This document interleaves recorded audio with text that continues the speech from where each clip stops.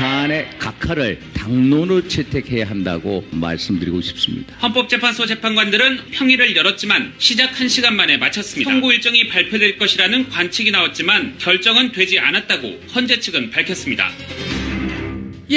어제 헌재 선고일이 결정될 거다 이런 전망이 많았습니다만 헌재는 재판관들이 합의점을 찾지 못했다 하면서 발표를 하지 않았습니다. 이렇게 되자 여러 가지 설들이 분분하게 돌면서 찬반 양진영의 긴장감은 더 팽팽해졌는데요. 특히 탄핵 반대 진영에서는 불복론이 강하게 나오고 있습니다. 그러니까 파면이 결정되면 시가전이 열릴 거다, 피바다가 될 거다. 참 이 헌재 결정 후에 우리 사회는 어디로 가는 걸까요? 어디로 가야 할까요? 정치원로 박찬정 변호사 직접 만나보죠. 박 변호사님 안녕하세요. 예, 안녕하십니까. 사실은 어제 아침만 해도 기자들한테 선고 기일에 대한 공식 발표가 될 때까지 엠바고 처리해달라 이런 문자가 왔을 정도로 선고 기일 발표가 나는 분위기였거든요. 예. 근데 왜 안 됐을까요? 합의가 안 됐다. 그런 이유인데 일반 법원의 지방 법원의 고등 법원의 합의부 있지 않습니까? 재판장이 있고 젊은 판사들이 있는 경우하고는 다릅니다. 그건 재판장의 부장 판사가 그 모든 사건을 주도해버리죠. 그렇죠. 나는 이렇게 생각, 너 어찌 생각하느냐 물어보고 그건 너 잘못 생각한다. 이렇게 이를테면 좀 우격다짐으로도 할 수 있는 일이지만은 이 경우 대법원이나 헌법재판소 경우는 그렇게 할 수가 없죠. 알겠습니다. 그러니까 그 단계까지 안 갔기 때문에 오지 않은 것 같습니다.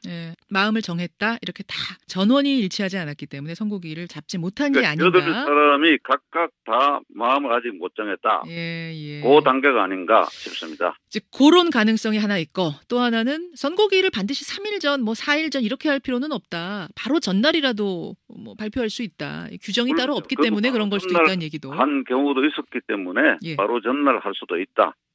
하지만 결정은 어느 쪽이 될지 아직 아무도 모릅니다. 어느 쪽으로 최종 판단이 나올지 아무도 모릅니다. 문제는 어느 쪽으로 나든 승복하지 않을 때 발생을 하는데요. 지금 친박단체를 중심으로 해서 승복해서는 안 된다 이런 주장들이 나오고 있고 또 상당히 폭력적인 형태로 표현이 되고 있습니다. 예를 들자면 대통령 측 대리인인 김평우 변호사가 헌재 결정에 복종하면 곧 노예다. 공개 발언을 했고 이건 너무나 유명한 얘기고 박사모 게시판에 가면은 만약 헌재에서 대통령 파면이 결정되면 태극기 집회를 전투 태극 모드로 전환해야 된다. 죽창에 태극기를 매달은 사진을 올리고 이런 불복종 움직임은 어떻게 보고 계세요? 탄핵 결정에 대해서 찬성이건 반대건 간에 평화적으로 의견 표시할 수 있죠. 그러나 김평우 변호사처럼 태극기 집회 일부 과격파 그리고 친박 실세 그룹 중에 일부 과격한 발언을 하고 있는 국회의원들의 그런 모습은 소요죄에 해당해요. 소요죄. 폭력, 협박, 파괴 행위로 사회 공안 질서를 해치는 행위. 그게 소요죄입니다. 내란죄에 조금 못 미치는 것이 소요죄예요. 그렇죠. 내란죄는 폭력을 동원해가지고 국가기관의 권력 행사를 정지시키는 경우를 말하는 것이니까. 예를 들면 헌법재판소를 점령한다든지 방어를 한다든지 그건 내란죄로 다스려야죠. 그런데 그 전 단계로 무슨 죽창을 들고 몽둥이 들고 누구 때리를 가자 하고 이렇게 해서 위협하고 협박하면 그건 소요죄지요. 그 지금 현 단계는 소요죄를 선전하고 있는 단계인데 만일 그 단계까지 간다면 그건 엄중하게 처벌해야죠.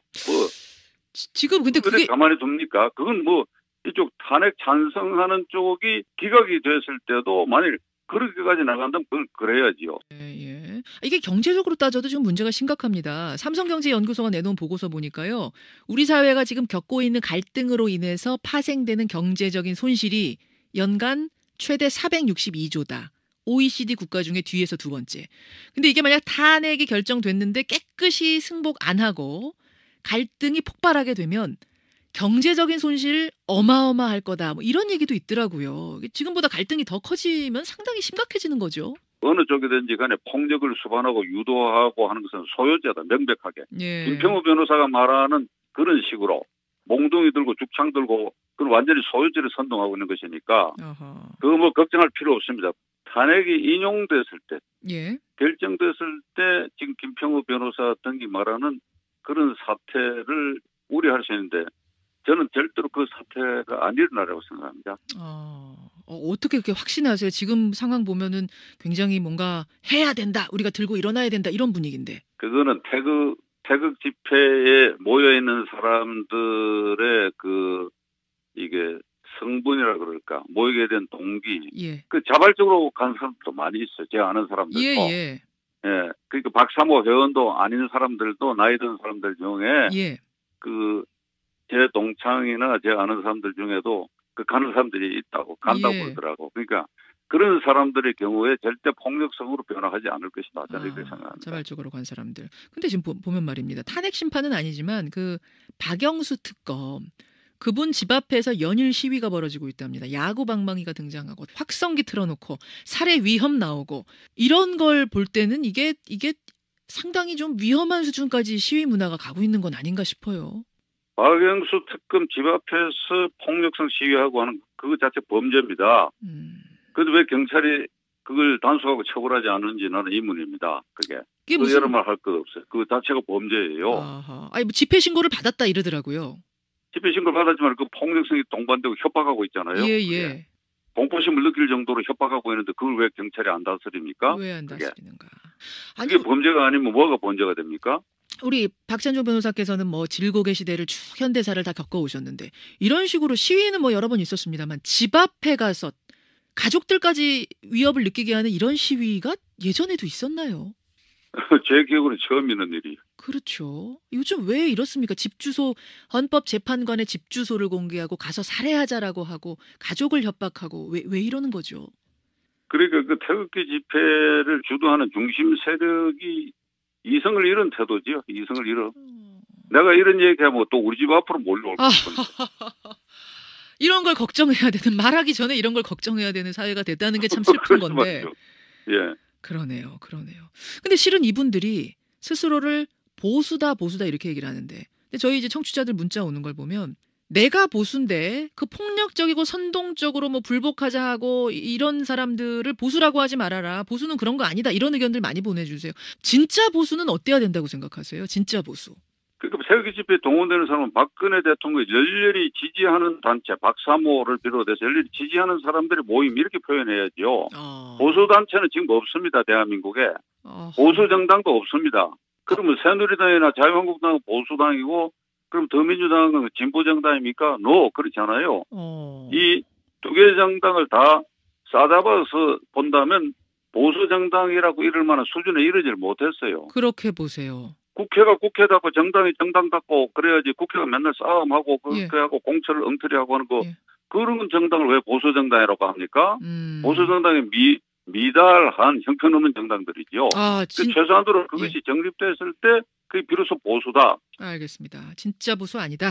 근데 이건 불복하고는 좀 다른 차원입니다만 어제 자유한국당 소속 의원 35명이 탄핵 선고를 기각 또는 각하시켜달라고 탄원서를 냈습니다. 헌법재판소에다가. 그랬더니 한국당 지도부에서는 이거 내지 말아라. 우리는 헌재 심판의 결정을 그냥 그대로 따르겠다라고 하면서 갈등이 좀 있었던 모양이에요. 이 탄원서 내는 거는 자유로 봐야 되는 건가요? 정치인들의 행동? 자유한국당의 친박 실세들의 조종 같은데 친박 실세들은 박근혜 대통령을 마지막 순간까지 망가뜨리고 있다고 이 사람들이. 근신하고 반성하고 오히려 석고대죄해야지요. 이게 무슨 꼴들입니까? 그리고 태극기 집회에 나가서 그 망발이라고 봐요. 괴상한 말들 쏟아내고 말이지. 그게 그렇게 말이 되는 겁니까? 박근혜 대통령을 마지막까지 망가뜨리는 것이지. 다른 사람이 나서면 몰라도 말이죠. 알겠어요. 그분들이 또 뭐라고 반론하실지 모르겠습니다. 어쨌든 박찬종 변호사가 보시기에는 그 행동들 망발이다. 옳지 못한 행동이다. 아주 분명하게 지금 말씀을 하셨어요. 예. 알겠습니다. 참 이게 불복이라는 프레임으로 사회 갈등이 폭발하고 폭력적으로 변질이 되면 이게 참 이 후폭풍을 어떻게 감당해야 되나 걱정인데 어쨌든 탄핵은 탄핵이고 특검이 90일에 대장정 끝내고요. 검찰로 공을 넘겼습니다. 이제 특별수사본부 구성하고 다음 주부터 특검이 수사한답니다. 여기에도 한 말씀 당부해 주시죠. 검찰이 이번 이 과정에서 특검까지 탄생하도록 만든 불신, 검찰에 대한 불신 이걸 이번 기회에 씻어내지 못하면 국민의 지탄을 받고 공직자 수사처까지 별도로 만들어지고 경찰과 검찰 간의 수사권 문제까지도 다시 불거질 가능성이 있기 때문에 어. 검찰이 이번에 자신들의 말하자면 그런 자존심을 지키기 위해서도 예. 엄정하고 철저한 황골탈퇴적 자세로 이 수사에 임하지 않으면 안 될 것이다라는 걸 충고하고 싶습니다. 명심해야 될 것이다. 이 말씀. 여기까지 말씀 듣겠습니다. 박창정 변호사님 고맙습니다. 예, 수고하셨습니다. 예.